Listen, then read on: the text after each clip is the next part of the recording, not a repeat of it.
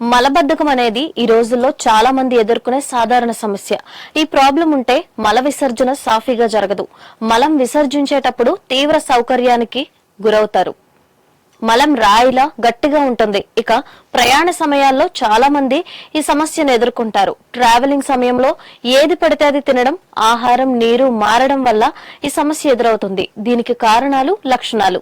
ప్రయాణం చేయడం ఎవరికి ఇష్టం ఉండదు. ప్రతి ఒక్కరూ తమ తీరక లేని పనుల నుంచి సమయం కేటాయించి తమకు ఇష్టమైన ప్రదేశాలను సందర్శిస్తారు. కొందరు హిల్ స్టేషన్స్ కోరుకుంటే మరికొందరు సముద్రపు అలల ప్రశాంతతను ఆశిస్తారు.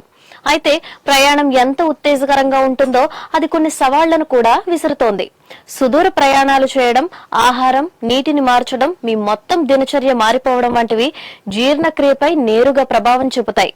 ముఖ్యంగా చాలా మంది ప్రయాణ సమయాల్లో మలబద్ధకం సమస్యతో బాధపడతారు. దీనినే ట్రావెల్ కాన్స్టిపేషన్ అంటారు.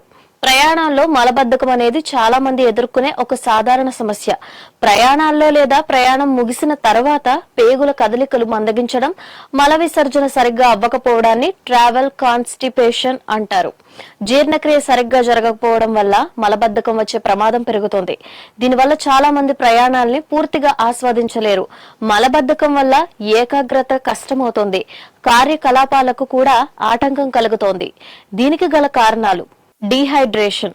రోడ్డు మార్గంలో లేదా విమానాల్లో గంటల తరబడి ప్రయాణించడం వల్ల శరీరంలో నీటి శాతం తగ్గిపోవడం, శారీరక శ్రమ లేకపోవడం, ఒకే చోట గంటల తరబడి కూర్చోవడం వల్ల శరీరానికి కదలికలు లేకపోవడం, ఆహారపు అలవాట్లు మారడం, ప్రయాణాల్లో కొత్త రకాల ఆహారాలను తినడం, సమయపాలన తప్పడం, సరైన సమయానికి ఆహారం తీసుకోకపోవడం, మల విసర్జనను ఆపుకోవడం, ప్రయాణాల్లో సరైన బాత్రూమ్స్ దొరకకపోవడం లేదా కొత్త టాయిలెట్స్ ఉపయోగించడానికి భయపడి లేక ఇష్టపడక విసర్జనను ఆపుకోవడం, జెట్ లాగ్.